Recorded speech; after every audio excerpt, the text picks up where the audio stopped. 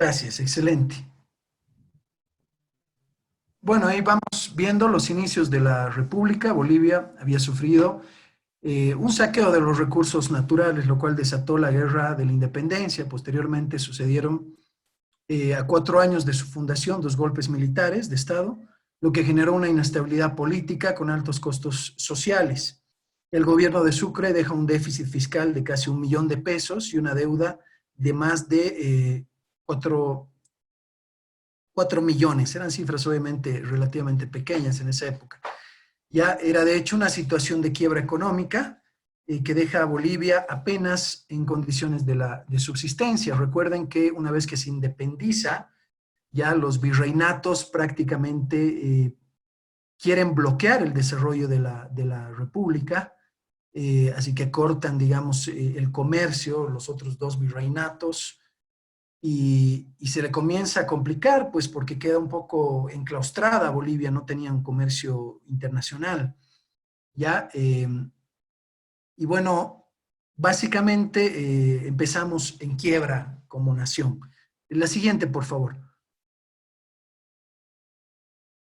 Bueno, acá ya tenemos la primera intervención del presidente Andrés de Santa Cruz y Calahumana, uno de los primeros mestizos, porque obviamente Andrés era de padre español y de madre, digamos, indígena, ¿ya? Se basó en el proteccionismo de Estado, favoreciendo las industrias nacionales, entonces comienza a proteger la producción interna, se restringieron las importaciones de productos que hicieran competencia a los productos nacionales, se aplicaron crecientes gravámenes a los productos importados, perdón, se generaron impuestos locales bajos, pero en diversos productos, se instauró el primer banco, que era el Banco de Circulación para dar créditos productivos, se acuñaron grandes cantidades de monedas de oro para las arcas del Estado y se privatizaron tierras a favor de los indígenas. Si comenzamos a analizar acá, tenemos una mezcla de un gobierno liberal con grandes tendencias del nacionalismo. Entonces era un nacionalismo liberal, si ustedes quieren, de alguna manera. Un poco contradictorio, ¿no? Porque acá vemos que, por ejemplo, suben gravámenes. Los liberales normalmente más bien allanan el camino para el libre comercio, es decir, quitan gravámenes, quitan aranceles de importación, regulaciones para que el comercio sea más fluido. Entonces acá teníamos una mezcla de liberalismo con nacionalismo. Si podemos la siguiente, por favor. Gracias. Después vemos acá a José María D'Alencia en su Bosquejo Estadístico de Bolivia, 1851, establece que la producción minera del Alto Perú a partir de 1816 se mantuvo estacionaria en un promedio anual de 1.930.000 pesos anuales hasta 1846. Su PIB era apenas de 2 millones prácticamente. Ya, y acá había ya una población cercana al millón, entonces tenías más o menos casi 2 pesos, su PIB per cápita era 2 pesos por persona, ¿no? Los gobiernos desde sus inicios de 1825 hasta 1879 fueron militares, reformistas, liberales y republicanos que tuvieron conflictos por el ascenso al poder.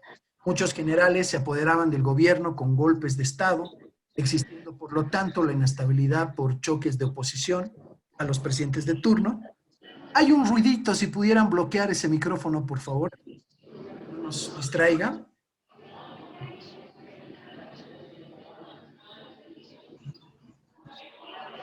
Ricardo Vázquez, si pudiera cerrar su micrófono, por favor. Gracias, muy gentil. Y bueno, entonces, la administración económica estuvo basada en la organización de políticas de proteccionismo y librecambismo. Como les digo, era una mezcla de nacionalismo y liberalismo, ¿ya? La primera establecía la protección a la manufactura nacional, imponiendo impuestos a los productos extranjeros, y la segunda tuvo una postura liberal, como la libre exportación de plata sin acuñar y la de otros minerales, rebajando los aranceles de mercaderías importadas, junto a otras reformas tributarias. Ambas políticas, por cierto, tuvieron sus consecuencias en la vida joven de la nación Sin embargo, no se avanzó mucho en la organización financiera, ni en el crecimiento de la riqueza pública ni privada. Entonces teníamos un modelo, digamos, como el que hasta ahora tenemos en su gran mayoría, ya que era primario exportador, muchas veces simplemente de materias primas, ni siquiera se pudo industrializar la economía y agregar valor a nuestras materias primas. Sigamos, por favor, con la siguiente. Continuemos con la siguiente. Bueno, acá ya vamos a ver a partir de 1900 Bolivia y los grandes ciclos históricos en el siglo XIX y XX. Continuamos, por favor. Bueno, acá analizamos un periodo interesante denominado como liberalismo, que dura aproximadamente 30 años. ¿Ya? Arrancamos el siglo XIX con este sistema de gobierno. Entendamos que el liberalismo lo que plantea es un gobierno limitado, ya a sus funciones propias, que son seguridad, justicia y obras de infraestructura. Eso es en lo político. En lo económico vendríamos a hablar de mercados libres, ya es cero regulaciones, muy pocas regulaciones, muy pocos trámites, burocracia, bajos impuestos. Prácticamente eso permite que la economía se expanda, crezca, las empresas puedan capitalizarse y comenzar a generar mayores niveles de productividad. Con eso se va generando riqueza, empleo y una serie de cosas, ¿no? Y por último, respeto en la parte social, respeto por la propiedad privada. ¿Ya? Entonces, no existía la educación pública, no existía la salud pública, todo era privado, ¿ya? Y incluso las jubilaciones y pensiones, todavía no existía un sistema de pensiones estatal, así que cada quien velaba en una responsabilidad personal por su futuro. ¿Ya? Vamos viendo a ver las connotaciones, punto por punto. Había un crecimiento sostenido del PIB per cápita, no existía divergencias en crecimiento con la media latinoamericana. Por dar un ejemplo, Bolivia estaba produciendo, tenía un PIB más grande que el de Brasil y el de Ecuador, por ejemplo, en esta época. Bolivia participaba vigorosamente en el comercio internacional con la exportación de la plata, luego el estaño y la goma, caucho, por ejemplo, para la producción ya de ruedas de vehículos. Entonces, una producción masiva igual. Bolivia era uno de los países líderes en el mundo de exportación de minerales. Se hicieron esfuerzos notables para la mejora de la educación. Los impuestos en general eran bajos. Acudieron a la deuda externa para invertirla en infraestructura caminera. Y antes de concluir, no solo caminera, también teníamos la infraestructura ferroviaria que conectó toda la parte del occidente. Y antes de concluir sus mandatos, cancelaron sobre todo gran parte de sus obligaciones financieras, es decir, no dejaban el país endeudado estos gobiernos, ¿no? Se consolidó la democracia formal y el Estado de Derecho, es decir, la separación de poderes, el sistema de pesos y contrapesos, para ponerle límites al Ejecutivo principalmente. La siguiente, por favor.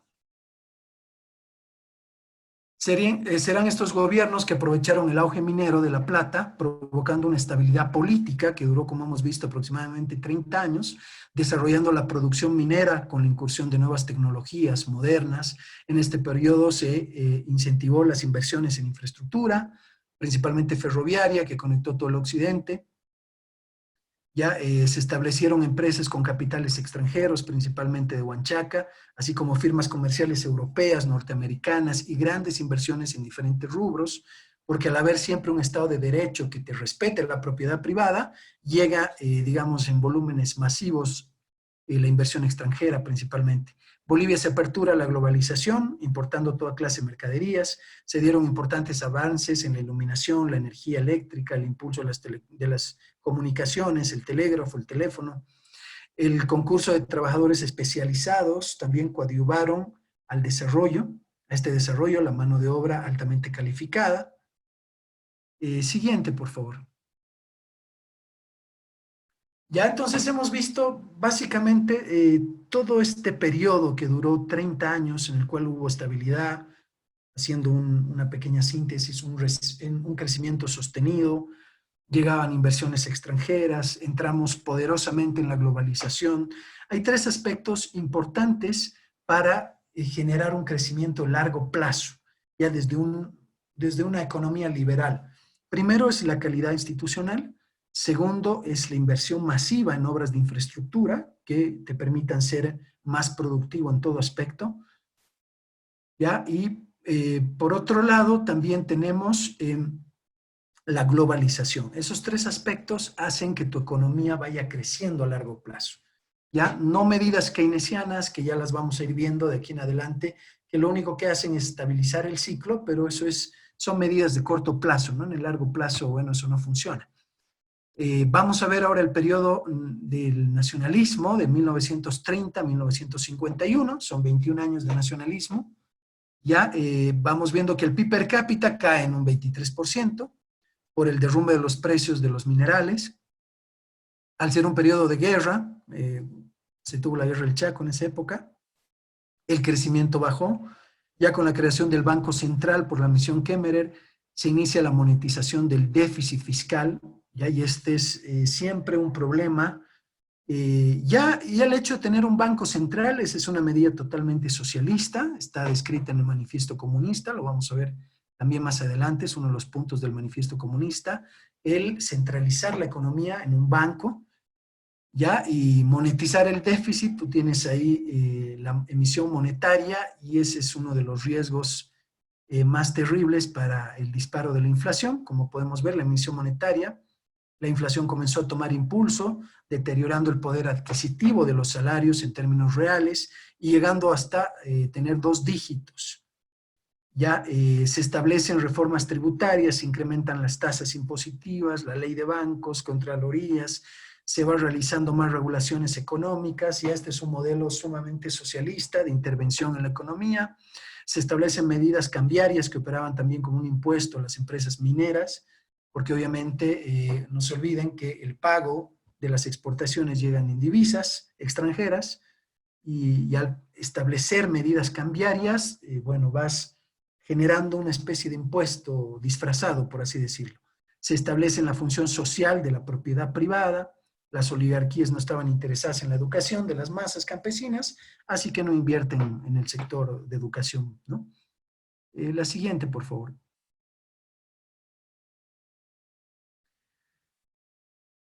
Ya vamos viendo cómo la economía se comienza a deteriorar, una porque teníamos un sistema primario exportador y al caer los commodities, el precio de los commodities, automáticamente se comienza a deteriorar la economía, pero ya acá en la parte revolución nacional, ya la palabra revolución nos da mayor claridad a qué se refiere, son, imagínense, 33 años, ya habíamos tenido socialismo, medio light, pero acá ya entramos con un socialismo ya, digamos, mucho más fuerte, calan hondo las ideas marxistas, socialistas, comunistas, trotskistas, ya en los nuevos intelectuales nacionales, además con un país que salía de la culminación de un proceso posguerra que desencadenó en grandes contradicciones económicas, sociales y políticas. Surgen importantes partidos progresistas de izquierda, sus nuevos planes de gobierno ya estaban basados en el manifiesto comunismo de Marx y Engels de 1848, ya que es prácticamente la receta para la aplicación de una sociedad, de un país comunista. Se dan las expropiaciones de las minas privadas, conocidas como las nacionalizaciones, la reforma agraria, la reasignación del gasto público a través de la misión Boham y la planificación central, nuevas reformas tributarias con el supuesto fin de incrementar las recaudaciones, y acá hay obviamente un error sumamente conceptual. Hay una curva, que es la curva de Laffer, que ella te demuestra que a menor tasa impositiva la recaudación es mayor, porque tienen una relación inversa, por supuesto. A mayor tasa impositiva la gente comienza a evadir o comienza a postergar el pago, ¿ya? Y bueno, entonces en vez de ser una medida favorable, comienza a ser una medida la cual va generando la informalidad en la economía, porque acá teníamos una economía hasta este punto 100% formal, y después se produjo una desorganización en la economía, se incurren en el exceso de la emisión monetaria, la cual se va impulsando la inflación ya de una manera descontrolada. Además, existían rigurosos controles de precios que llevaron prácticamente al país al borde de la hambruna. No se olviden que la economía, en sus leyes naturales, siempre se autorregula por las leyes de la demanda y de la oferta. Cuando entra el Estado y pone, por ejemplo, un control de precios, siempre va a bajar el precio de un producto, bueno, la gente deja de invertir en ese sector y se va a invertir en otro y ahí comienza la escasez, ¿no? De determinados productos porque no hay quien invierta, ya que ahí los márgenes de contribución, los márgenes de utilidad son tendientes a cero, entonces la gente mueve el capital hacia otro rubro. La siguiente, por favor.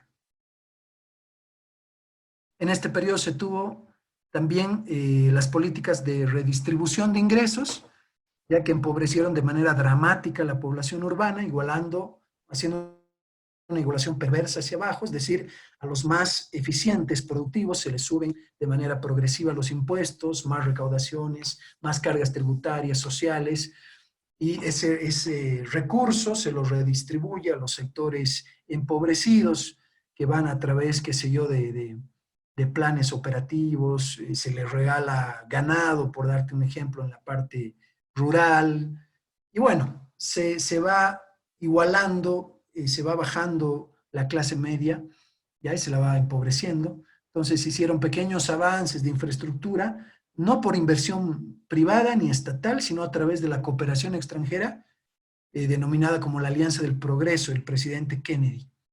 Luego, este presidente, justamente para que las ideas de la Guerra Fría, había una guerra comercial camuflada entre el marxismo y el liberalismo, entonces Kennedy, para no perder el apoyo del continente, comienza a hacer unas donaciones para generar desarrollo en infraestructura. Se promovió el modelo de capitalismo de Estado, el cual era un modelo intervencionista que generó un desorden monetario de orden catastrófico, y el desgaste del modelo derivó en una hiperinflación de más de 4 dígitos que llegó prácticamente en su cúspide a un 8000% de inflación.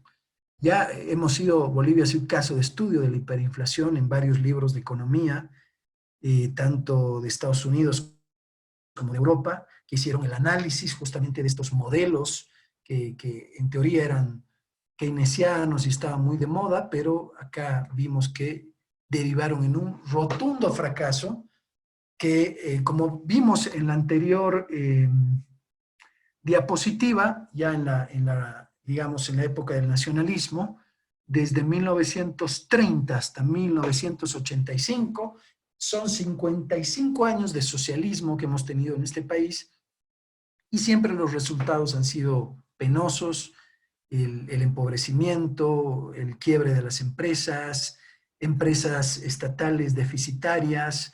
Acá podemos ver además el deterioro paulatino y consistente de la economía. Y bueno, derivamos empobreciéndonos como nación. Llegamos en esta época ya a grandes porcentajes digamos, de pobreza, desnutrición, reducción del PIB y bueno, una serie de factores macroeconómicos que nos sucedieron con todas estas medidas que se aplicaron en estos modelos. La siguiente, por favor. Acá ya entramos en el periodo neoliberal, son 20 años de neoliberalismo. Ya este neo acá hay que tomarlo muy en cuenta. Ya hemos visto los modelos liberales que duraron también prácticamente 30 años, generaron mucha riqueza, prosperidad, pero acá son reformas que se aplican no muy radicales y sin embargo tienen, digamos, ciertos avances interesantes que se hacen. Entra en vigencia el Decreto Supremo 21060, para parar la hiperinflación así en seco, se dio el origen a las medidas neoliberales a través de la aplicación también del consenso de Washington. Acuérdense que el consenso de Washington era como la contrarreceta a la receta del manifiesto comunista, igual tenía 10 puntos, eran antagónicos entre sí. Ya, entonces, por ejemplo, si uno hablaba de estatizarlo todo, el otro hablaba de privatizar, ¿no? Si uno hablaba de hacer crecer el aparato del Estado, el otro hablaba de achicarlo. Eran modelos antagónicos, por supuesto. Por ejemplo, se corta la emisión monetaria, en el entendido que todo ingreso que no proviene de la producción genera inflación.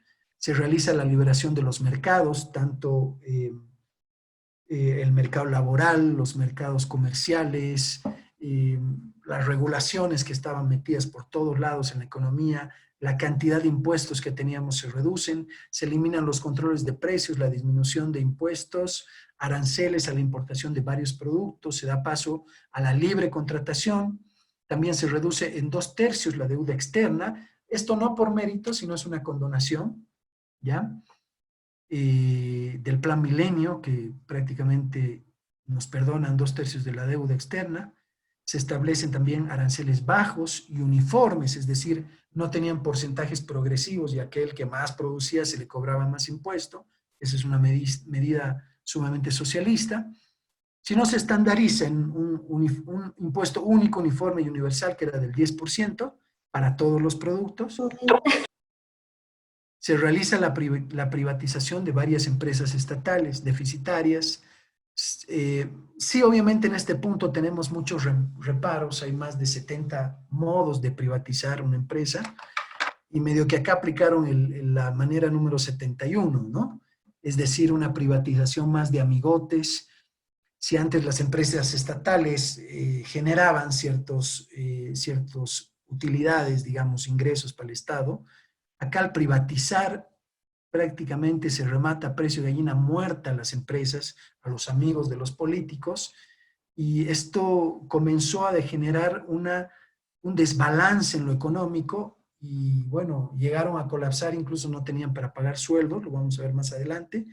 Esto sí, esta medida sí es interesante, se retorna al sistema de capitalización individual en los fondos de pensiones por el restablecimiento del Estado de Derecho y las garantías de respeto a la propiedad privada, retornan después de muchos años nuevamente la inversión extranjera en grandes magnitudes al país. La siguiente, por favor. Ya, vamos a detenernos un poquito ahí en el periodo neoliberal. Quiero hacerles recuerdo por qué les digo que era más neo que liberal este periodo, porque muchas de las reformas que se hicieron fueron tibias, no fueron reformas estructurales, fueron más cosméticas las reformas. Si bien ayudaron, no se olviden que, por ejemplo, se hizo todo el avance de los gasoductos, toda la red de gasoductos, se invirtió en exploración ya y en todos estos criterios que se necesitaban para poder hacer la exportación de gas y desarrollar el sistema de, digamos, de capturación de petróleo. Se hicieron grandes inversiones. ¿Ya? Y llegamos al socialismo del siglo XXI, con un fracaso del modelo neoliberal. Recuerden que el señor Gonzalo Sánchez de Lozada, como la privatización que hizo no fue una privatización de mercado, sino fue más una entrega, digamos, de las empresas, un remate a precio de gallina muerta, como se dice vulgarmente, y para poder sostener el aparato que tampoco lo achicó en gran medida el señor Gonzalo Sánchez de Lozada, aplica un impuesto al salario, ¿ya? Y este impuesto al salario derivó, por supuesto, en una revolución, porque los salarios eran de hambre, eran salarios muy bajos, y encima se quiso aplicar no desde un sector medio para arriba, sino desde el salario más básico se aplicó el impuesto. Ya aparte comenzó a hacer una guerra contra el narcotráfico por imposiciones también de Estados Unidos y algunos organismos internacionales. Aparte, quisieron exportar también el gas por Chile. Se le alinearon un poco las estrellas al señor Gonzalo Sánchez de Lozada, y obviamente, además, él comete un error también ideológico, porque él era liberal, era neoliberal, y no se olviden que tiene como vicepresidente al señor Carlos Mesa Gisbert, que él sí era un socialista, entonces era de izquierda, y obviamente es antagónico, pues una unión política de un presidente liberal con un vicepresidente socialista. Eso deriva un poco en que Carlos Mesa es el que hace de puente para la transición de un sistema liberal a un sistema socialista. Él allana el camino al señor Evo Morales para que él pueda ser candidato junto con el señor García Linera. Ambos tenían problemas legales con la justicia, no podían ser candidatos, entonces viene una amnistía, un indulto de Carlos Mesa y allana el camino, estira la alfombra roja para que nuevamente el socialismo, después de casi, vamos viendo ahí, 20 años, retorne nuevamente al país. Pero a ver cómo entra, cómo recibe el gobierno el señor Evo Morales después de la renuncia a la presidencia de Carlos Mesa en 2005, quien fue incapaz de llevar adecuadamente los destinos de la nación. Él mismo lo dice públicamente, llama a elecciones nacionales en 2005, dando esos comicios como ganador indiscutible al opositor socialista Evo Morales, quien recibe el país en las siguientes condiciones: grandes reservas de gas y petróleo, la red de gasoductos totalmente consolidada y lista para realizar exportaciones, después de haber realizado grandes inversiones en exploración y perforación. La infraestructura de distribución a los mercados internacionales estaba lista para operar. Recibe el país con una deuda externa aproximadamente de 2.000 millones de dólares, después de la condonación de aproximadamente 2/3 del total de la deuda por parte de organismos internacionales. Además, le toca un extraordinario contexto internacional de muy altos precios para las exportaciones de hidrocarburos y commodities en general, es decir, le toca el ciclo el macrociclo de los precios internacionales, unos precios que han batido récords históricos en esta época. La bonanza del 2004 al 2013 que se sobrelapó a estos años es comparable con el auge económico de los principios del siglo XX, ¿ya? Del modelo liberal justamente. La bonanza exportadora tuvo también una repercusión interna, que es típica de países durante un auge exportador bajo la forma de una expansión extraordinaria de la construcción en las ciudades de La Paz, Cochabamba, Santa Cruz. Además, con tanta medida keynesiana, lo que se hizo es favorecer el consumo, pero lastimosamente la economía anteriormente en el periodo liberal estaba basada en el ahorro y la inversión, y acá ya hacemos un modelo, digamos, más keynesiano, basado en el consumo y el endeudamiento. Se maneja mucho esas dos variables macroeconómicas. Adelante, por favor.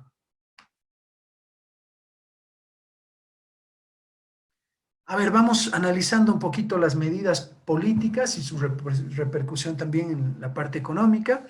El 15 de enero del 2009 realiza un referéndum, apenas 4 años de haber ingresado, sobre la Constitución aprobada por la Asamblea en diciembre del 2017, la cual se aprueba en febrero del mismo año con un 61.43% de apoyo. El 22 de enero del 2010 marcó el comienzo del nuevo Estado plurinacional de Bolivia, junto con la aprobación de las siguientes leyes: la Ley de la Autonomía, la Ley del Órgano Judicial, la Ley del Tribunal Constitucional, la Ley del Órgano y del Régimen Electoral, todo con el fin de realizar un cambio de sistema para pasar de un sistema republicano, con independencia de poderes, a un sistema totalitario social mercantilista, por llamarle así, que obviamente aglutina todos los poderes en pocas manos. Ya no hay una independencia de poderes y bueno, el imperio de la ley ya está sometido al gobernante de turno y no al revés.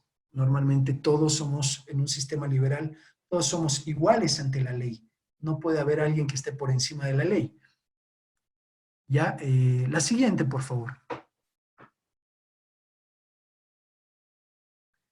Y aquí empezamos ya con las medidas económicas del llamado modelo del socialismo del siglo XXI.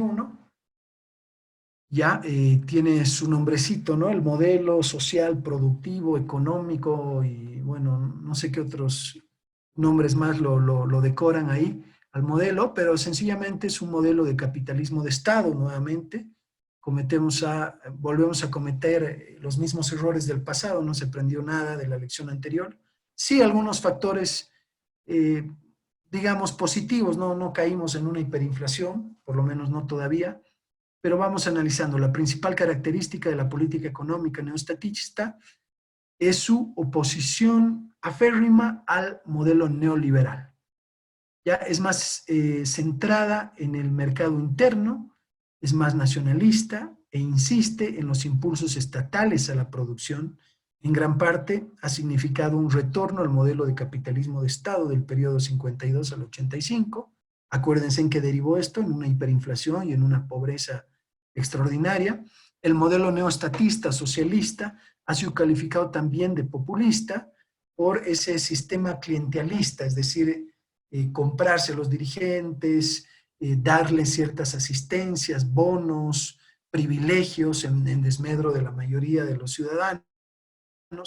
Se aplican regulaciones, las tres principales resultan de la interferencia con los mercados, dándole más énfasis a los aspectos redistributivos nuevamente y al clientelismo, como habíamos visto, que a la eficiencia en la asignación de los recursos.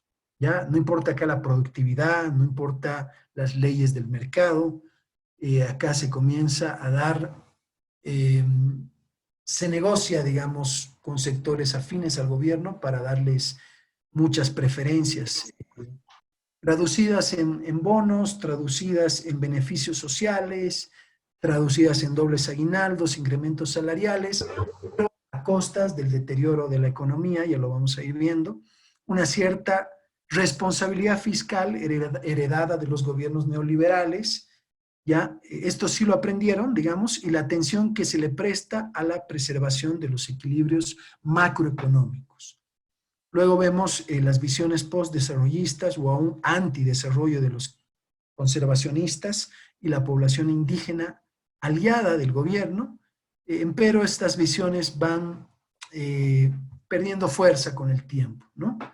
Y se van volviendo más aliadas a un gobierno mercantilista, digamos. Siguiente, por favor. Vamos sacando algunas conclusiones. Ya podemos ver que el fortalecimiento institucional, acuérdense, era uno de los criterios de crecimiento a largo plazo. Ya la calidad institucional, instituciones que hagan respetar el derecho propietario, que no venga algún vecino a quitarte o a lotear tu terreno y tú no sepas a quién acudir y tengas que agarrar palos y piedras para desalojar a un loteador, ¿no? Eso es fundamental. El fortalecimiento institucional permite que la inversión llegue al país, que la gente invierta porque entiende que su propiedad privada está resguardada por ley, por las instituciones del Estado, por las reglas de juego que se supone que todos tienen que respetar, ¿ya? Y es algo que genera realmente un crecimiento. Acuérdense, hoy en día hay una norma de estas famosas empresas sociales, que las empresas que se retrasen en pagar 2, 3 sueldos pueden ser sometidas a esta ley con la cual los empleados se ponen de acuerdo y lo que hacen es una expropiación de la empresa y le quitan la propiedad privada al dueño para que pase a manos de los trabajadores. Sucedió, por ejemplo, acá con Inatex, ustedes se deben acordar. Expropiaron la empresa, es más, el gobierno les puso, creo, 20 millones, 25 millones de dólares y la empresa hoy en día no existe. Se repartieron la plata, se fue el dinero, no tenían la capacidad, digamos, adecuada para hacer el management, la administración de la empresa, y obviamente la empresa terminó quebrada, ¿no? Si bien se puede inventariar algunos progresos en salud, educación, infraestructura física, distribución del ingreso, ellos han sido insuficientes y apenas han repercutido en la tasa de crecimiento de largo plazo del PIB per cápita, que ha sido más baja que la de nuestros vecinos y que nos ha separado de ellos. Es decir, yo recuerdo cuando el señor Evo Morales, los primeros años de su gobierno, dijo, vamos a ser como Suiza. Bolivia va a ir paso a ser la Suiza de Sudamérica. Y bueno, resulta que pasaron 15 años. Hoy en día Suiza, como ustedes deben saber, tiene un PIB per cápita de $80,000 y Bolivia apenas tiene un PIB per cápita de $3,500, que es el más bajo de la región. Definitivamente la narrativa no iba acompañada de los datos, ¿ya? Y obviamente si hubiera sido así, si sacamos 20 años, 15 años es el 75% de 20, deberíamos estar en un 75% del PIB de Suiza, y hoy debería Bolivia gozar de un PIB per cápita de $60.000 y apenas tenemos uno de 3.000 y pico. Es decir, casi 20 veces menos de lo prometido. Y ahí te das cuenta que el dato mata el relato, es decir, cuando tú ves las cifras, ves los números, ya los discursos se caen por su propio peso, digamos así, ¿no? Si bien las contracciones del PIB per cápita fueron menos frecuentes que las expansiones, ya terminaron afectando por su magnitud al crecimiento de largo plazo. No se olviden que Bolivia en los últimos 6, 7 años del gobierno del MAS comenzó con los déficits fiscales, en un promedio de un 6.7% de déficit crónico durante los últimos 6 años. Y el superávit de los primeros años prácticamente redujo la tasa de crecimiento a largo plazo prácticamente en ceros, como que en estos 15 años no hemos crecido de manera consistente, es decir, si bien un primer periodo de auge, crecimos los primeros años, hasta el 2014 o 2013, de ahí hasta el 2019-20 fueron déficits fiscales continuos. Ya, haciendo un balance, como les digo, hemos llegado a un crecimiento cero en largo plazo. Después, las políticas públicas no estuvieron orientadas a evitar los desplomes de la producción, como debían haberlo hecho. Se desindustrializa además la economía por esa política de cambio fijo. Los exportadores a los países vecinos devaluar su moneda, pierden competitividad, entonces se va deteriorando también el sector exportador, nos volvemos más una economía importadora, es decir, que importa más de lo que produce. Tenemos también un déficit en la balanza comercial, que es justamente la relación entre exportación e importaciones, ¿ya? Y las empresas van quebrando prácticamente a un ritmo de 7.500 a 8.000 empresas por año, y se va desindustrializando nuestra economía. Entonces nos volvemos un país más exportador que exportador, productor en realidad. Si tenemos alguna diapositiva más, por favor. Demasiadas veces en la historia boliviana las crisis se gestaron en periodos de auge, imagínense, totalmente contradictorio, porque no bonanza, no sabemos lo que es el ahorro, la previsión, y ellas fueron más prolongadas que la de los auges, es decir, los periodos de crisis después del auge, me hace recuerdo a la visión de José, los 7 años de abundancia, bien administrados, lograron permitir el manejo de los 7 años de escasez. Ese es el manejo del ciclo económico, si ustedes se dan cuenta. Ya cuando hay abundancia tú tienes que ser austero, y cuando hay un periodo de crisis tienes una espalda financiera que te va a permitir salir airoso de esa economía, digamos, de receso o de depresión. Como reflejo de las debilidades institucionales, el país ha tenido que sufrir déficits fiscales crónicos, que se los ha tratado de corregir con modalidades de tributación inequitativas e ineficientes, las que a su vez penalizaron el crecimiento económico. Es decir, siempre castigar a la empresa grande, al más eficiente, al más productivo, quitarle al eficiente para darle al ineficiente, y obviamente eso te va generando desincentivos para la inversión. El país ha recurrido también en varias ocasiones al endeudamiento externo, que terminaron en crisis. La crisis de deuda están detrás de las altísimas inflaciones que afligieron al país y que fueron destructivas de la economía. Es decir, la deuda se la multiplicó por prácticamente 10. Si se recibió un país con $2.000 millones de deuda, hoy en día ya han salido cifras que estamos bordeando los 20.000 millones. Así que sacando el balance ya podemos nosotros sacar nuestras propias conclusiones, si fue exitoso este modelo o fue al revés, fue lo contrario. El atraso con la relación de nuestros vecinos es resultado en gran parte de las políticas demasiado estatistas y aplicadas en la segunda mitad del siglo XX, cuando se ha tenido altos crecimientos del PIB per cápita, se ha debido, con más frecuencia de lo deseable, solamente a shocks externos positivos, es decir, no incrementos en la productividad o en la diversificación productiva, sino simplemente golpes de suerte que incrementaron los precios de los commodities, ya los precios internacionales de los commodities, y nos dieron cierta bonanza, pero que sabemos es temporal. Ya es muy temprano para evaluar las implicaciones de largo plazo del estatismo del siglo XXI para el crecimiento del PIB per cápita y para la distribución de los ingresos. Solamente hemos podido adelantar algunas conjeturas en base a las enseñanzas de la segunda mitad del siglo XX, ya, pero ya sacando conclusiones, vean cómo reciben el gobierno y después de 15 años, cómo entregan el gobierno prácticamente, ¿no? Y es un tema bastante interesante. Hoy vamos a ver cómo tienen que reactivar este modelo. Es interesante, ahora reciben un país con condiciones sumamente adversas.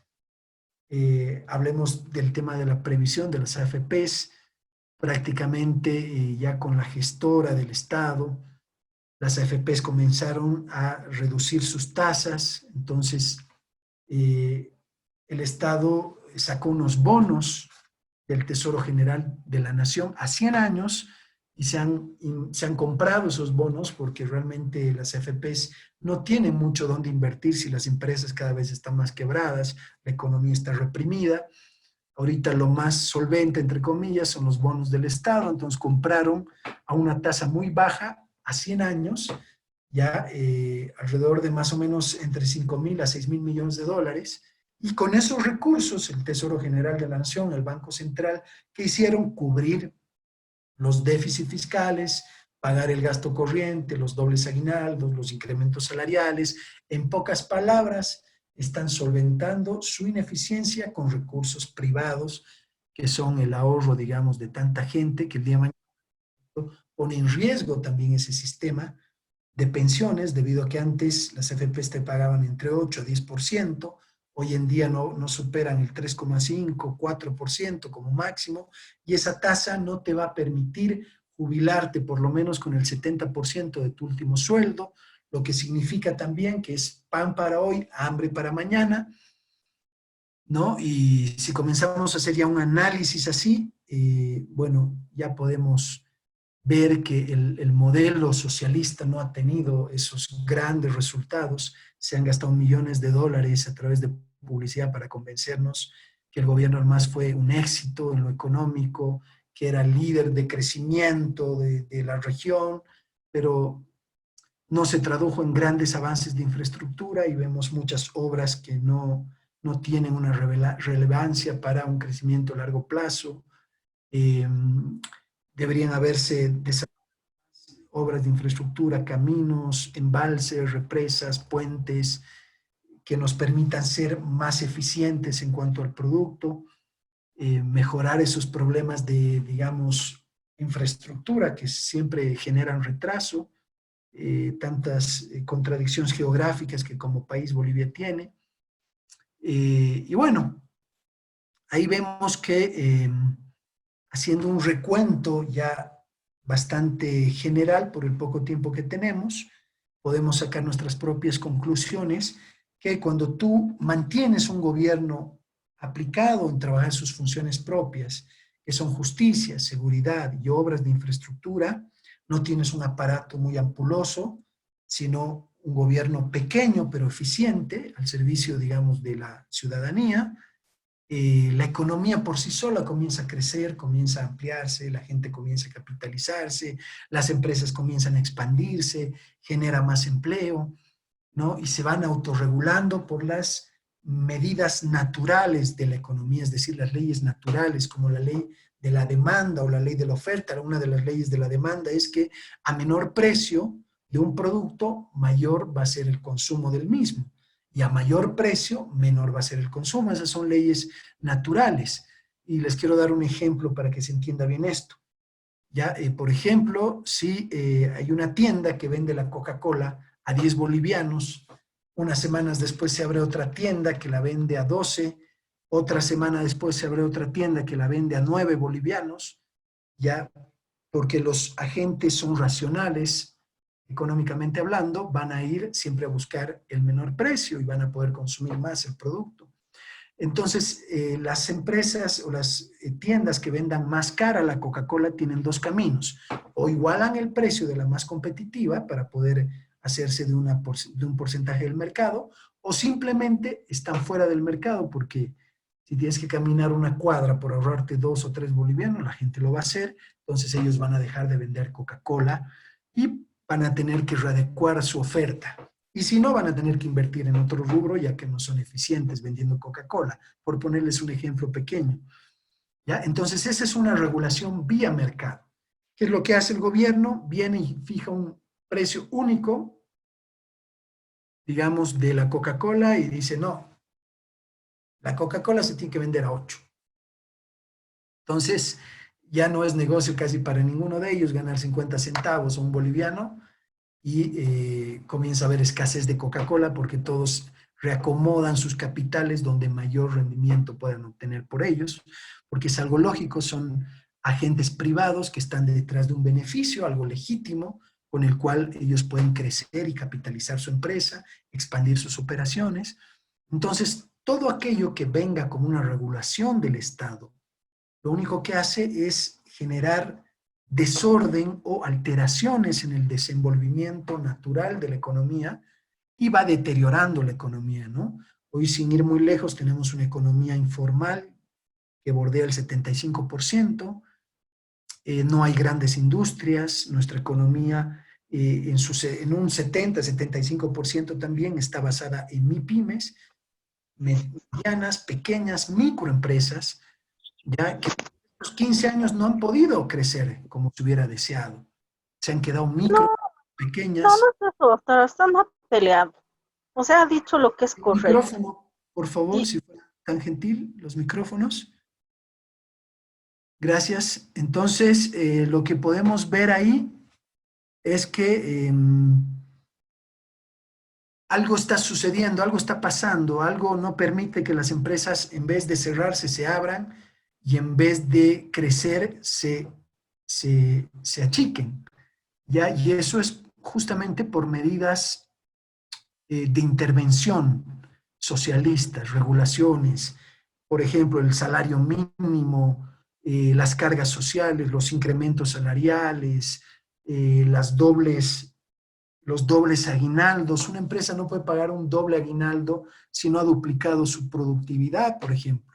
Si antes vendía 100 y pagaba los aguinaldos y le quedaban 20, ahora vende 100 y tiene que pagar en aguinaldos, no sé, el doble de aguinaldos, esos 20 que le quedaban, que podían ser una utilidad para reinvertir, al final se van en salarios para los trabajadores y obviamente esa empresa, si no hace beneficios, está destinada a la quiebra, a cerrar básicamente, porque la expectativa de generar ahorros o beneficios simplemente sirven para invertir en mayor infraestructura o equipamiento o maquinaria, que lo que te va a hacer es volverte más productivo. Y si antes producías 100, vas a ir produciendo 150, 200, y eso permite que las empresas vayan creciendo, expandiéndose.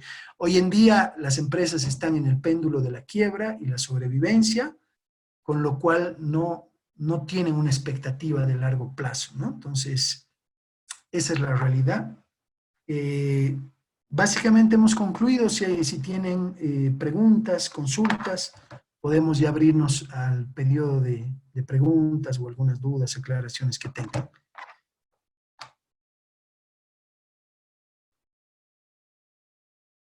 Abro el micrófono si quieren hacer algunas consultas, aclaraciones. Quedo atento.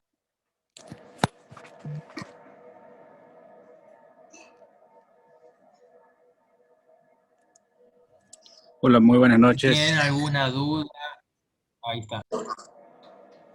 Hola, muy buenas noches. Gracias por la presentación, en verdad fue muy, aunque fue corta, en verdad fue muy comprensiva de la comunidad de Bolivia.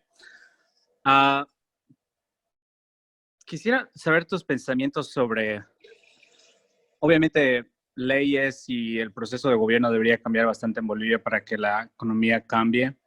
Pero tenemos ejemplos como en Corea del Sur, donde los gobiernos ayudaron bastante a compañías a que crezcan fuertemente.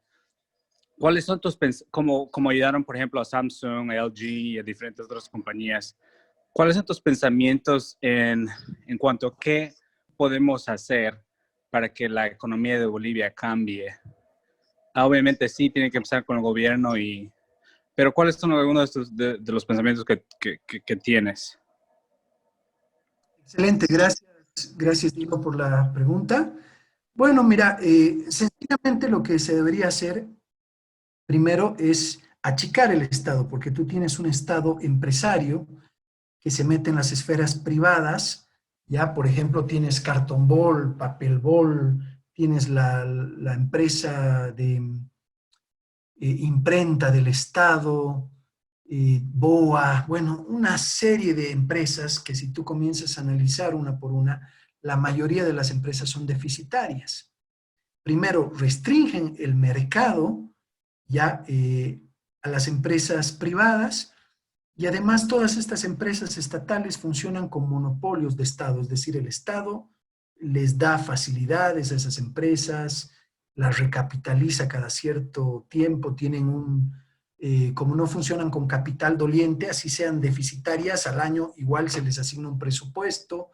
Ya yo por darte un ejemplo, recuerdo que pedí una cotización a Carton Ball, yo tengo una empresa donde realizo productos de madera, o pisos, puertas, necesitaba unos esquineros para empaquetar mis puertas, y hace unos 2 años yo les pedí una cotización, y bueno, pasaron 2 años y sigo esperando que me llegue la cotización, imagínate, ¿no? Entonces, esas empresas definitivamente simplemente están ahí para dar empleo a la gente afín al gobierno y consolidar este sistema socialista, entonces cubrir. Entonces, ¿quién cubre? Le echemos un impuesto a la riqueza, o incrementemos más impuestos, o más regulaciones, o subamos los aranceles, y van saliendo de o sea, el despilfarro que hace el Estado, al fin y al cabo, se le pasa la factura al sector privado y eso nos va empobreciendo a todos. A mayor Estado, menor ciudadano. ¿Qué debería hacer el Estado? Ocuparse de sus funciones propias. Para eso fue creado un Estado, para generar justicia, seguridad y obras de infraestructura. ¿Cómo está la justicia en Bolivia? Es un desastre. La seguridad, en los últimos años hemos visto que se incrementó la trata y tráfico, el narcotráfico, el tráfico de órganos, de armas, los delincuentes, estos auteros que se roban los vehículos o las piezas y partes de los vehículos, asaltos. Bueno, hubo un crecimiento impresionante de la inseguridad en nuestro país y las obras de infraestructura no acompañaron al auge económico, es decir, la mayor obra de infraestructura del gobierno es el teleférico, por ejemplo. Solo para que tengan una idea, el PIB que ha manejado, el PIB agregado de estos últimos 14 años, estuvo alrededor de unos 300.000 millones de dólares. 300.000 millones. Y un teleférico costó 1.000 millones. ¿Dónde se invirtieron los otros 299.000? Por darles un ejemplo. Y vemos el teleférico como una gran obra de infraestructura, pero ese 1.000 comparado con 300.000, a ver, hagan el porcentaje, no llega ni a un 1%, ¿no? Entonces se fueron en canchitas, se fueron en puentes que se cayeron, negociados de carreteras que a los 6 meses estaban cayéndose a pedazos. No hubo grandes inversiones en infraestructura. Ya, ¿qué debería hacer el Estado? Achicarse, ser más eficiente y dejar que la economía funcione con mayor naturalidad. Te doy un ejemplo. En Nueva Zelanda tú haces un trámite para abrir una empresa. Aquí en Bolivia necesitas 14 trámites para abrir una empresa, y una vez que abres la empresa te viene el Ministerio de Trabajo, te viene la fiscalizadora de empresas, te viene la Fundempresa, impuestos internos, las AFPs, las cajas, la alcaldía con la licencia de funcionamiento, las patentes que tú tienes que pagar, el Ministerio de Trabajo te impone los dobles aguinaldos, los incrementos salariales, las cargas sociales. Entonces, el peor pecado en Bolivia es hacer empresa formal. Te formalizas y vienen todos y te terminan quebrando, ¿no? Entonces, eso es lo que hay que hacer. Reducir los impuestos, quitar las regulaciones y dejar que los empresarios prosperen, trabajen, capitalicen, generen beneficios. Además, deberíamos tener un Estado de Derecho donde tus inversiones van a ser garantizadas por el Estado, nadie va a venir, te va a expropiar la empresa o te la van a quitar, te la van a incendiar. ¿Quién invierte en un país así donde tú vas a ir a perderlo todo? Bueno, nadie. Por ejemplo, grandes inversiones se van a Dubái, donde prácticamente hay un solo impuesto, que es el del 3%. Así que todas las filiales del mundo de las grandes empresas pusieron sus filiales en Dubái. Y bueno, el PIB per cápita de Dubái se disparó porque viene pues la inversión extranjera, vienen las grandes empresas, generan trabajo, generan productividad, generan desarrollo y esos recursos se siguen reinvirtiendo en el lugar donde van a poder generar mayores beneficios, ¿no? Porque el mercado, la empresa, siempre va a procurar hacer dos caminos, minimizar costos o maximizar beneficios, ¿no? Entonces tú minimizas costos, aplicando mayores tecnologías, mejorando el know-how, qué sé yo, mejores eficiencias, generas eficiencias, economías de escala, entonces tu costo se minimiza y tus márgenes son mayores, ¿no? Y otra manera es incrementando además la producción, porque ahí tus costos fijos se reducen. Entonces, esos criterios de eficiencia hacen que un país sea más próspero que otro. La diferencia entre un país pobre y uno próspero se llama productividad. Ya, Bolivia tiene los niveles de productividad más bajos de la región y los sueldos o salarios mínimos, digamos, por encima de la media. Entonces, obviamente ahí estás matando el beneficio, estás matando el capital y estás matando la gallina de los huevos de oro, que es el empresario llamado a generar riqueza. El empresario es un benefactor social porque él sí hace una redistribución justa del ingreso, no como el Estado que quita al más eficiente y le da al ineficiente, sino él hace una redistribución de acuerdo a la productividad. Es decir, genera ingresos para los proveedores, genera salarios para los trabajadores, los mejores van ascendiendo y tienen mayores, digamos, perspectivas de sus ingresos, los malos tienen que ser reemplazados, después tú pagas aguinaldos, dobles aguinaldos, cajas, AFPs, pagas impuestos, ¿ya? Entonces, todos se benefician de la empresa porque el empresario no puede tener derecho a un beneficio. Es decir, a la larga, el empresario paga incluso bancos, interés de los bancos, paga a los empleados, a los proveedores, a los clientes les genera un buen producto, a un buen precio competitivo, y resulta que hace la distribución de todos y para el empresario no queda nada. Es más, se tiene que endeudar muchas veces para pagar sueldos, aguinaldos, dobles aguinaldos, incrementos salariales cada año, y obviamente el empresario ve que no es viable hacer empresa, ¿y qué hace? Cierra y se va del país y busca hacer empresa en otro lugar donde pueda crecer y prosperar, ¿no? Entonces, esa es la realidad. Mientras no se entienda que el empresario es un benefactor social, que al empresario es más allanarle el camino para que siga trabajando, siga produciendo,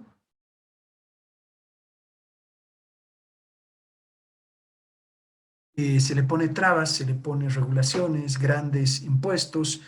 Bolivia tiene una carga tributaria enorme, ya es muy difícil el esfuerzo fiscal que tú tienes que hacer en Bolivia. Alcanza, por ejemplo, 31 días laborales para pagar impuestos. De tus días laborables del año, ya hagan de cuenta que son 200 días laborales, más o menos 30 días, tú tienes que trabajar para pagar los impuestos. Ya en otros países, como ir, por ejemplo, sin ir muy lejos acá al frente, en Chile son 10 días, en Hong Kong son 8 días, ya, y eso hace que la gente justamente se incentive a seguir produciendo, se incentive a seguir invirtiendo, a traer tecnología, a industrializarse, a volverse más productivos, a crecer. Pero bueno, eso no sucede en nuestro país, entonces hemos visto que la inversión privada estos últimos años cada vez ha sido menor, porque las empresas no crecen, no generan beneficios, y obviamente ese es un camino, como decía Hayek, a la servidumbre, es un camino por el cual tú te vas volviendo esclavo del Estado, y los empresarios viven y trabajan y producen más para mantener al Estado que para poder disfrutar del fruto de su trabajo, básicamente. Entonces, concretamente, hay que desregular la economía, quitar tantas trabas, tantas regulaciones, tantas fiscalizaciones y reducir el impuesto. Nosotros hablamos de un impuesto único, uniforme, universal, como era en el periodo liberal, de un 10, 8, 7%, para que todo el mundo pague ese impuesto. Ya no sea tan difícil ser formal, entonces ese 75% de economía informal se formalizaría, trabajaría en blanco, podría endeudarse además, y al tener una gimnasia bancaria, un movimiento tributario, es una empresa formal, puede acceder a créditos y puede ir creciendo porque el capital per cápita en Bolivia es uno de los más pequeños de la región y del mundo, digámoslo así. Hay países africanos hoy en día que están creciendo al 10, al 11, al 12%, ya tienen un PIB per cápita de 8.000, 11.000. Países que antes su PIB per cápita era de $500, han aplicado el modelo liberal y hoy en día crecen, se formalizan, llega la inversión extranjera, se globalizan, se van industrializando. Es un lindo ejemplo, por ejemplo, Botsuana. Revisen Botsuana cómo era hace unos 20 años. Un país realmente miserable, la gente se moría de hambre. Y hoy en día, por ejemplo, tiene un PIB per cápita de 8.000, 9.000 dólares, casi el triple de nosotros, ¿no? Entonces, el continente africano en esta última década ha crecido más que nuestro continente. ¿Ya? Todo este socialismo del siglo XXI lo que ha hecho es empobrecernos ya a nivel continental. Nuestro continente ha crecido en menor proporción que el continente africano, que era uno de los más atrasados. Ni que hablar de Norteamérica, ni que hablar de Europa o Asia, ¿no? Estamos realmente quedándonos rezagados a este ritmo, ¿no? Bueno, si hay alguna otra consulta, quedo atento.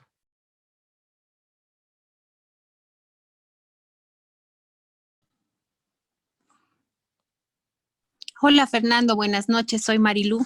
Saludos a todos. Yo tengo una consulta que hacerte. Primeramente, buenas noches. Te felicito, me gustó mucho tu charla, aunque no me gustó nada lo que me dijiste. A ver si se entiende eso. Me gustó porque, bueno, es refrescante de nuevo conocer índices, indicadores, proyecciones. Generalmente ya no escuchamos esto, por lo menos en las noticias. Si hago una comparación con noticieros internacionales, europeos o americanos, ellos hablan constantemente de tasas de desempleo, así está el país, etcétera. Y nosotros en Bolivia hablamos si va a haber o no va a haber carnaval. O sea, la comunidad no está pendiente de lo que está sucediendo económicamente, como que estamos viviendo muy alejados de nuestra realidad. Y eso es lo que quiere posiblemente el gobierno, que no estemos involucrados activamente. Yo soy empresaria y has descrito lo que estamos viviendo, ¿no? Entonces, mi pregunta es un poco personal. ¿Y cómo hacemos para renovar la cultura nuestra si no tenemos tal vez los medios de comunicación a favor, un Estado que... Y esa es mi pregunta. Esta información que tú estás dándonos, que es sumamente relevante, ¿tú la puedes expresar públicamente? ¿Qué percepción tiene la gente al escucharte? ¿Te han bloqueado alguna vez? ¿Cómo hacemos para que esta información tan valiosa sea más pública y hacer despertar una nueva cultura en nuestra gente? Gracias. Excelente, gracias. Bueno, es aprovechando las redes sociales, ¿no? Muchos medios de comunicación no te van a invitar a hablar de estos temas porque sabemos que muchos de ellos han sido comprados, digamos, por los políticos de turno, así que tienen un libreto del cual no se pueden salir, pero hay que aprovechar las redes sociales, que son, sabemos, masivas, son además más imparciales, además siendo muy objetivos, hay que hablar de datos, de cifras que hoy en día como bien decías, no las tenemos. El INE trabaja más para la política que para la economía. Cocina datos, es un secreto a voces. En el Banco Central han salido denuncias que los datos están cocinados, que el nivel de las reservas no son esos, que el nivel de la inflación, han cambiado los parámetros de la inflación. Antes la inflación se medía en base a varios, más o menos 30 productos de la canasta familiar: pan, arroz, azúcar, leche, pollo, huevo, carne, qué sé yo, ¿no? Canasta familiar. Y hoy en día han sido cambiados esos parámetros por piscinas, autos, celulares. Uno no cambia pues un celular no sé, no compro un celular una vez por semana, cambias cada año, un auto mucho menos, una piscina. O sea, son factores mentirosos que no te dan un dato exacto de la inflación. Sin embargo, yo he tenido salteñería por muchos años y ahí medía con exactitud los productos de la canasta familiar, porque en una salteña te entra la carne, la papa, la cebolla, qué sé yo, la uva pasa, te entra la harina, el azúcar, la manteca. Y yo he ido midiendo mis costos, porque obviamente en función del costo tú también vas determinando los precios, ¿ya? Y de pronto, por darte un ejemplo, hace 10 años la salteña costaba 2 bolivianos, hoy en día cuesta 6 bolivianos, ¿ya? Es decir, el precio se ha inflacionado en 300%. Si tú lo divides entre 10, tienes una inflación promedio del 30% anual. No esa del 4 o 5% que nos habla el INE, sino del 30% anual. Y es por eso que se tiene que dar una compensación al salario cada año, ¿ya? Y se hace un incremento salarial, que eso no es, digamos, lo correcto. Siempre un incremento tiene que ir acompañado de un incremento en la productividad, ¿ya? Es decir, además, como hemos tenido monetización, se ha sacado mucha emisión monetaria, los nuevos billetitos de 50, las nuevas monedas, en todos esos cortes del sistema del Estado plurinacional. Eso también genera inflación. Esa inflación, al fin y al cabo, la facturita se la han pasado al empresario privado, ¿ya? Porque para que el salario no pierda ese poder adquisitivo, de cada año de un 25-30%, se pone el incremento salarial más el doble aguinaldo, y eso hace que se compense un poco esa diferencia, pero a costilla, digamos, a costas del quiebre de 7,000, 8,000 empresas por año, ¿no? Entonces, hay índices, por ejemplo, de libertad económica, que te muestran que las economías más libres son las economías más grandes, más prósperas. Ahí tienes Hong Kong, Singapur, Corea del Sur. Ya en contraposición, las economías más reguladas, más controladas, más reprimidas, ya son las que menos crecen, las más empobrecidas, menos índices de PIB per cápita. Sin ir muy lejos, por ejemplo, Hong Kong, si lo comparamos con China, Hong Kong es una isla que es parte de China, pero por la ascendencia inglesa que tiene, siempre ha aplicado las medidas liberales. Tienen gobiernos limitados, mercados libres, hay respeto por la propiedad privada, y Hong Kong crece prácticamente 3 veces más que China. Son los mismos chinitos, comen el mismo arroz, son blancones, tienen los ojos rasgados todos, pero el sistema es lo importante. Un sistema es un sistema para generar prosperidad, y otro es un sistema de dominación que se llama socialismo. Entonces, China tiene un PIB per cápita de 15,000 y Hong Kong tiene un PIB per cápita de 50,000. ¿No? Entonces, ahí te das cuenta que estos índices te miden justamente este tipo de criterios. Hay otro índice, que es el índice de la percepción de la corrupción, que te muestra que los estados más aparatosos, más grandes, son los más corruptos. Y eso es obvio, porque la corrupción siempre es inherente al Estado. El Estado es el que hace las licitaciones, el que cobra las comisiones, el que genera la extorsión. Por ejemplo, si tú eres, no sé, un constructor y quieres construir, la alcaldía te pone trabas, porque no solo tenemos el Estado central, sino los gobiernos subnacionales, que también son socialistas y que también son bastante corruptos. Entonces, en la alcaldía te ponen miles de trabas. Tú puedes construir un edificio de 7 pisos mucho más rápido que sacar los papeles de los edificios. ¿Por qué? Porque ahí tienes que aplicar la aceiteada, tienes que dar la coimisión, si no tus papeles nunca salen.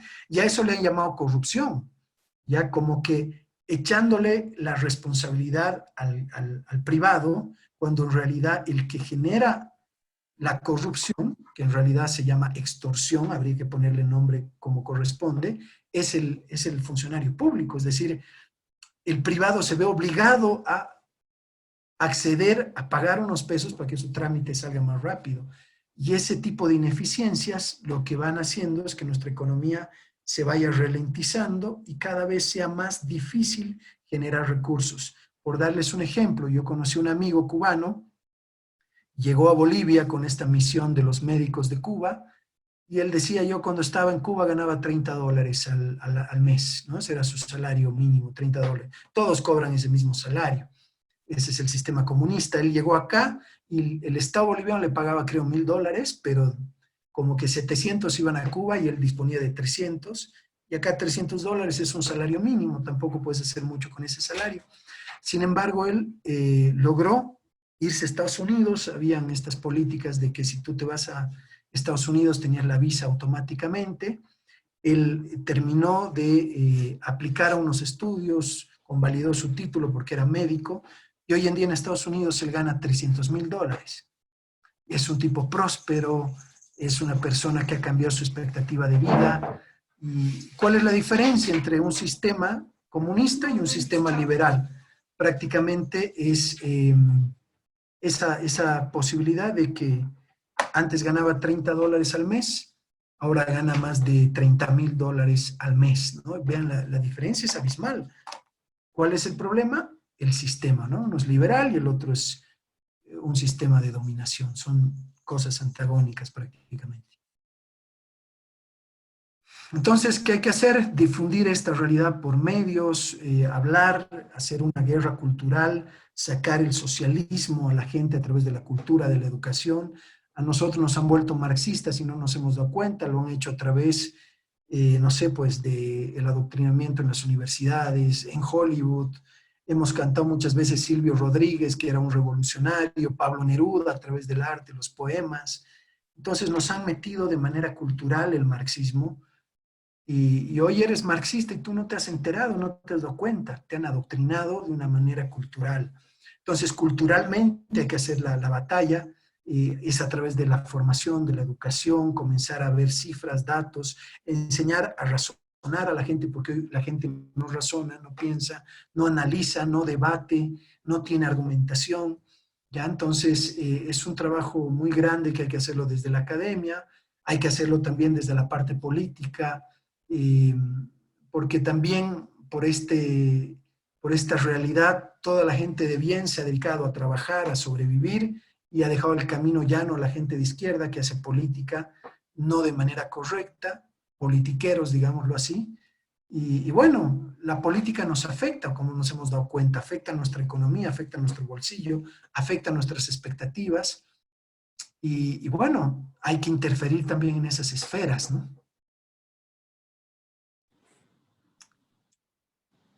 Totalmente de acuerdo. Necesitamos ser un referente para este país. Necesitamos entregar una dirección. Necesitamos vivir sobre una realidad, sobre una verdad. Tenemos que, yo creo que, trabajar mucho ahora, en este tiempo más que nunca, de poder informar a nuestro país y seguir adelante, ¿no? Con lo que estamos haciendo, aportando con nuestra empresa, con la academia, con la universidad. Sí, tenemos que levantar la voz, y yo creo que Academia Daniel está haciendo un excelente trabajo. Les felicito de nuevo. Gracias por tu respuesta. De nada, Marilu, un gusto. Si hay alguna consulta más, quedo atento, si no, bueno. Sí, Fernando. ¿Aló? ¿Sí? Hay algunos micrófonos, por favor, si no están conectando. ¿Podrían cerrar los micrófonos, por favor? Fernando, soy Ricardo Vázquez. Ricardo, un gusto. ¿Cómo estás? Estaba inclusive en el vehículo escuchándote, lo que pasa que estamos todavía con algunas actividades, pero bueno, no quería perderme tu exposición. Y de lo que entendí, quisiera mira, de lo que hemos podido captar y entender de lo que ocurrió en Bolivia en estos últimos 14 años, 13, 14 años, entiendo que cuando el gobierno del MAS llegó al poder, el 2006, había una determinada situación económica que difiere completamente de la actual. Y entiendo que esa situación económica con la que se posesionó el gobierno de ese entonces, del 2006, pues era completamente diferente. ¿En qué sentido? En que había para empezar un nivel de endeudamiento muy bajo. Obviamente después el tema de las exportaciones, el tema del petróleo, el gas, qué sé yo, fue muy beneficioso para el país y para el gobierno del MAS. Pero entiendo que en la actualidad la actual situación y cómo ha recibido el gobierno del MAS a nuestro país, al Estado boliviano, es totalmente diferente. ¿Cuál es tu percepción? Porque yo entiendo que si el gobierno del MAS ha tenido alguna prosperidad, ha podido mantener el Estado boliviano centralista, qué sé yo, el papá mayor, qué sé yo, ¿cómo va a poder enfrentar si en la actualidad la situación económica es completamente diferente? ¿Será que va a poder aplicar las mismas políticas? Y si aplica las mismas políticas, ¿cuál sería digamos, la perspectiva, el futuro nuestro? ¿O qué es lo que tiene que ocurrir? Porque la verdad que de lo que entendí, creo que eso es lo que tú dijiste, que era muy diferente la situación actual a la que fue el año 2006.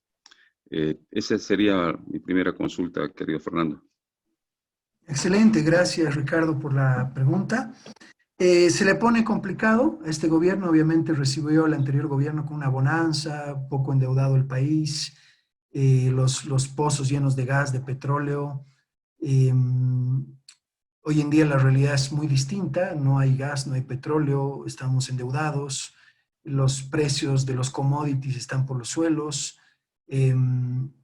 Entonces, ahora es donde el gobierno del MAS tiene que mostrar, digamos, su capacidad, ¿no? Porque nos han vendido una narrativa de que realmente ese modelo social, económico, productivo y no sé qué, era un verdadero éxito, que éramos los líderes de crecimiento en la región, que se había expandido 5 veces el PIB nominal, pero eso era una tomadura de pelo porque en realidad el verdadero crecimiento tú lo mides en función al PIB real, es decir, al Producto Interno Bruto tienes que castigarle los precios, ¿no? Porque también los precios se han inflacionado y apenas en un PIB real hemos crecido en esos 15 años el doble de lo que han recibido el gobierno, es decir, en 2005 teníamos un PIB real, por darte un ejemplo, de 20 mil millones de dólares, ahora tenemos uno de 40.000.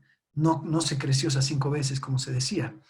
¿Ya? Entonces, yo lo veo complicado, Ahorita va a tener que aplicar medidas liberales si no quiere entrar en un colapso, sostener el tipo de cambio, ya no tiene las reservas suficientes para continuar con esta medida de tipo de cambio fijo, van a tener que hacer igual nuevamente emisión monetaria y eso va a generar más inflación, ya no hay tanta empresa que pueda sostener el déficit fiscal.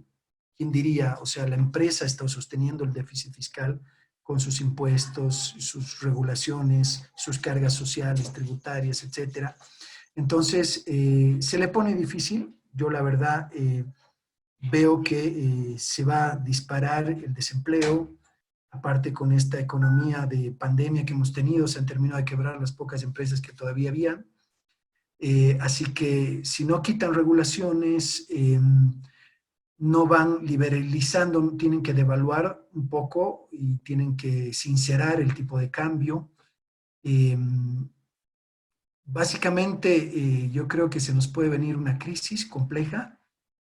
Lo que ha sucedido en Venezuela, por ejemplo, tú con 3 kilos de dinero comprabas medio kilo de pollo, es una hiperinflación ya, pero no de 8.000%, más de 1.000.000%, han tenido que ir cambiando los regímenes monetarios todo el tiempo, ya, pero no es nada alentador, la verdad es una posición muy dura, muy difícil, una realidad cruda.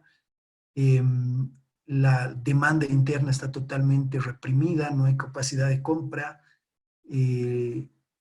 Hoy en día las empresas, como te digo, se han disminuido, entonces tienes que hacer pequeños emprendimientos, pero no hay una expectativa de crecimiento. Las empresas están prácticamente en su gran mayoría golpeadas, heridas de muerte, yo te diría. Así que si no desregulan la economía, no bajan impuestos, no dan incentivos al sector privado, lo más probable es que suceda en Venezuela. Los empresarios dejaron el país y se quedaron todos aquellos que vivían a costas del Estado, pero el mismo Estado se solventa a través del empresario. ¿Quién paga? ¿Cuáles son las fuentes de ingreso del Estado? Los impuestos, la emisión monetaria y el endeudamiento. Ya ahorita endeudarse más, hay muy poco margen de endeudamiento. La emisión monetaria siempre te va a venir acompañada de inflación. Y los impuestos, ¿no? Hoy en día, quien paga los impuestos son las empresas, pero cada vez las empresas están menos activas, están quebradas, están produciendo menos, entonces las fuentes de ingreso del Estado están totalmente paralizadas, digámoslo así. Ahí vemos al presidente Arce Catacora yendo a rogar a las instituciones internacionales, a los financiadores internacionales con donaciones de deudas, digamos, renegociar las deudas, bajar los intereses, flexibilizar los pagos. Podemos caer fácilmente en un default, es decir, no poder ni siquiera pagar el servicio de la deuda, y obviamente eso ya te va bajando la calificación de país, que ya está sumamente deteriorada, ya nadie te hace un préstamo. Entonces, es una situación de crisis muy dura. El gobierno del MAS tiene que hacerse responsable porque son ellos los que han generado esta crisis. No pueden echarle la culpa a un gobierno de sucesión como el de Yanine Áñez, que básicamente ha podido hacer lo que pudo, ¿ya? Pero la responsabilidad en realidad viene de hace 14 años atrás. Y bueno, ahora se los ve, los gallos se ven en cancha. Ahora vamos a ver si el discursito les soporta, les aguanta, que es su gran modelo. Seguimos siendo un modelo primario exportador, eso lo venimos arrastrando incluso desde la colonia. Nunca se han desarrollado otro tipo de sectores o se han dado algunos incentivos para que se fortalezca la industria. Así que, bueno, yo veo que el panorama no es nada alentador. Tú donde veas, las empresas están cerrando, están entregando oficinas, hay oficinas locales totalmente vacíos, porque es inviable ahorita ser empresa en las condiciones en las que estamos. Ya las cargas que se le ha puesto al empresario lo estaban por aplastar y bueno, con la pandemia lo terminaron de aplastar sin duda alguna. Así que bueno, es un panorama sumamente difícil, yo diría, ¿no? Ahí vamos a ver la habilidad que tiene el gobierno para poder entender una realidad, salir de un discurso, de sostener un discurso demagógico y pisar, poner los pies en la tierra, como se dice, y aplicar medidas. Ya habló del Estado, no sé si recuerdan, vamos a ser austeros, ya habló también de que no hay dobles aguinaldos, ¿ya? Porque ahora obviamente ellos tienen que asumir con el peso de la responsabilidad, ¿no? Así que bueno, eso, Ricardo, muchas gracias por tu pregunta. Ok, sí, gracias Fernando. Entonces tenemos un panorama desalentador, pero déjame hacerte bueno, esto, ¿de qué manera conocemos que mucho del consumismo que habla no esa palabra, no utiliza la palabra consumo, sino que pone dinero en el mercado, como lo está haciendo con el bono del hambre? ¿Cómo podría en este gobierno que tiene mucha relación con el narcotráfico, eso así lo dicen y así también lo creemos, de qué manera el narcotráfico podría ser un sustento, como un colchón financiero, se lo podría decir, en este gobierno? ¿Se podrá manejar eso de esa manera o ya es un poco difícil por todo lo que está ocurriendo y además porque todo lo que se conoce, ¿no? No sé qué piensas tú, Fernando. Sin duda, ¿no? Esos 14 años también ha habido un lavado impresionante de dinero. Ya mucho de ese dinero se por ejemplo. Ahora seguramente se va a retomar un poco ese camino y eso va a permitir que ingresen ciertas divisas, pero no te olvides que mercado informal no paga impuestos, no genera empleos dignos, no pagan AFPs, no pagan cajas de salud, no pagan beneficios sociales. Ya ahí es chistoso, ¿no? Pero, por ejemplo, en el Chapare impera el liberalismo en su máxima expresión, es decir, no hay gobierno alguno, no hay impuestos, no hay regulaciones, no hay ministerios, no hay una presencia reguladora del Estado, ahí hacen negocios de manera libre, ¿ya? Y obviamente eso ha permitido que el Chapare sea uno de los sectores más prósperos de Bolivia. Sin embargo, aún así, digamos, siempre, si vos ves las fuentes de ingresos del gobierno, siempre el porcentaje más grande de la torta era el pago de impuestos de las empresas. Todos los impuestos, el IVA, el ITE, el IUEL, el RCIVA, el ITF, todos estos impuestos que las empresas han ido consistentemente pagando en estos últimos años, era la principal fuente de ingresos del Estado. Sin embargo, esa fuente, yo te diría, se ha reducido tal vez a un 30%, y además va en decadencia también. Y yo te diría que si bien va a ayudar un poco el lavado de dinero del narcotráfico, sabemos que es una economía informal que no genera, digamos, una gran expansión de la productividad. Ya una nación rica, como te decía, para que tú veas factores de crecimiento a largo plazo, tiene que ser una economía abierta, y sabemos que Bolivia no es una economía abierta para nada. Hay hartos impuestos, vos importas un vehículo y te cobran un 40% de arancel, digamos, si el auto vale $10,000, tú pagas $4,000 al Estado para poder internar ese vehículo. $4,000, el 40% de esa inversión tú la tienes que pagar. ¿Ya? Y eso va deteriorando. Ya quién puede llegar a comprarse un auto en 14, 15 mil dólares. Entonces, ya la cantidad demandada de autos cada vez es menor, la capacidad de repago cada vez es menor porque se va a ir disparando el desempleo, ¿no? Entonces, si no se aplican medidas liberales, yo veo que esto, en vez de mejorar, puede ir poniéndose peor, ¿no? Puede ir poniéndose peor. Ahí tenemos el caso de Argentina, sin ir muy lejos aquí al lado.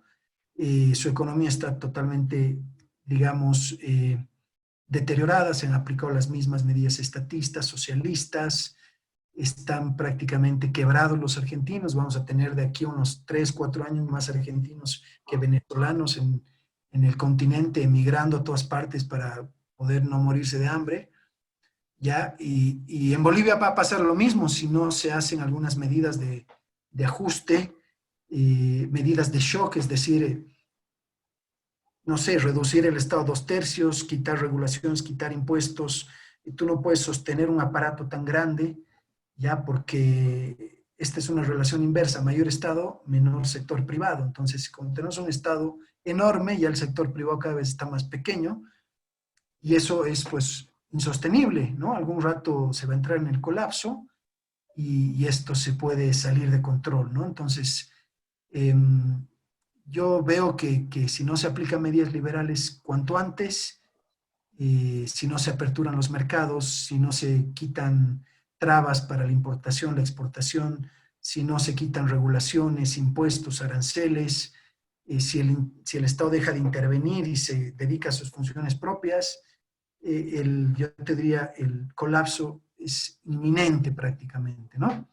No hay mucho margen de hacer, digamos, quiebres, como se habla en el fútbol, ¿no? Hacer mucha gambeta, no hay margen de maniobra. Ahorita estamos muy al límite. Los pocos recursos que hay en las FPs, la gestora los quiere administrar, va a terminar sacando recursos de ese lugar para seguir sosteniendo su alto nivel de consumo estatal, ¿ya? Y bueno, estas medidas keynesianas de inyectar dinero a la economía, sabemos que tienen su muy de corto plazo, ¿no? Simplemente ayudan un poquito a reconducir el ciclo económico, pero en una política manejada desde el aspecto liberal no existe el ciclo económico. El ciclo económico se genera por la intervención del Estado. Ya, como vemos en el periodo liberal, no habían caídas ni devaluaciones, había un crecimiento sostenido del PIB. Pero acá cuando viene el Estado, interviene, aplica emisión monetaria para monetizar el déficit, comienza a generar inflación. Para tapar la inflación tiene que aplicar medidas socialistas como la redistribución de ingresos, entonces dobles aguinaldos, incrementos salariales para apaciguar, son medidas parche que al fin y al cabo no existe chairo gratis, alguien lo tiene que pagar, y ya prácticamente darse este nivel de consumo con bolsillo ajeno es insostenible. Yo te diría que esta burbuja de consumo se pinchó y hoy en día ya no puedes mantener ese nivel de consumo que hemos estado manteniendo anteriormente. Ya no hay reservas, ya no hay grandes ingresos por el gas, por el petróleo, por la expansión de los impuestos, las empresas. Digamos, como había un buen precio de los commodities, el sector exportador todavía le daba para generar ciertos beneficios y seguir produciendo. Hoy en día eso ha desaparecido, entonces hay un desincentivo desde la empresa privada. Así que ese es el panorama, tal vez un poco apocalíptico, pero esa es la realidad que no la vas a escuchar del ministro de Economía, no la vas a escuchar de analistas, porque a los analistas serios nadie los invita, digamos, ¿no?, a la televisión, porque tenemos que seguir viviendo engañados para que esto continúe funcionando, ¿no? Lastimosamente, la evidencia nos dice lo contrario a una supuesta realidad que se nos transmite desde los medios de comunicación, el Estado, el gobierno, pero las cifras y los datos nos muestran otra cosa, ¿no? Eso, Ricardo. Muchas gracias, Fernando. Coincidimos plenamente. Realmente Muy tenemos un bien, panorama desalentador. Fernando. Gracias. Siguiente pregunta, si es que alguien tiene alguna duda más, ahora es el momento. Buenas noches, Sí, buenas noches. soy María del Carmen. Em, Creo que el análisis que has hecho, Ricardo, es bastante revelador en el sentido de que evidentemente las estadísticas están encubriendo muchos temas, ¿no? Además de todo lo que tú has mencionado, tenemos que tener claridad en que tenemos una carga bien importante por el tema de las importaciones de combustible, ¿no? Que cada vez esa carga se hace mayor, ¿no es cierto? Tenemos un gas subvencionado, ya tenemos precios totalmente distorsionados, estamos viviendo en una burbuja que en algún momento vamos a tener que reventarla bueno, y empezar a pagar lo que se tiene que pagar, ¿no?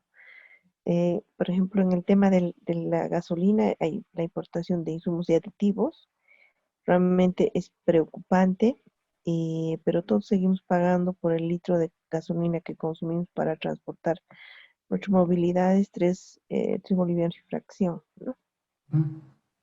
Ahora, sobre el tema del IPC que comentaste hace un minuto, eh, no dudo tanto de la metodología que utiliza el regulador, o perdón, el Instituto de Estadística, porque ellos, digamos, hacen los cambios de año base basados en metodologías que son determinadas por las Naciones Unidas.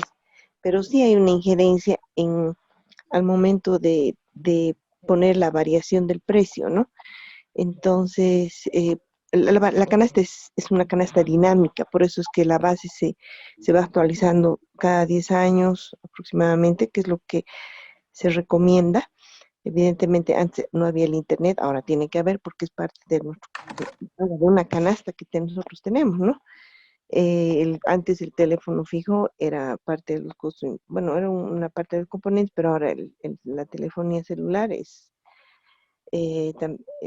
más importante aún, ¿no? Porque ya la fija ya no tiene mucha relevancia, ¿no? Es eso y bueno, el tema de las empresas públicas que lamentablemente em, puede ser que la idea inicial haya sido interesante, pero el Estado no es un buen administrador, ¿no? Entonces, las empresas públicas somos todos los dueños y nadie, ¿no? Entonces, eso realmente afecta de una forma notable a la productividad de las empresas. El tamaño de las empresas ha crecido en una forma increíble, no necesariamente con el personal más capacitado, pero no solo las empresas, sino el sector público en sí, ¿no? Entonces, realmente si el Estado empieza a reducir el gasto público, va a haber un desempleo que va a ser a niveles más altos, ¿no?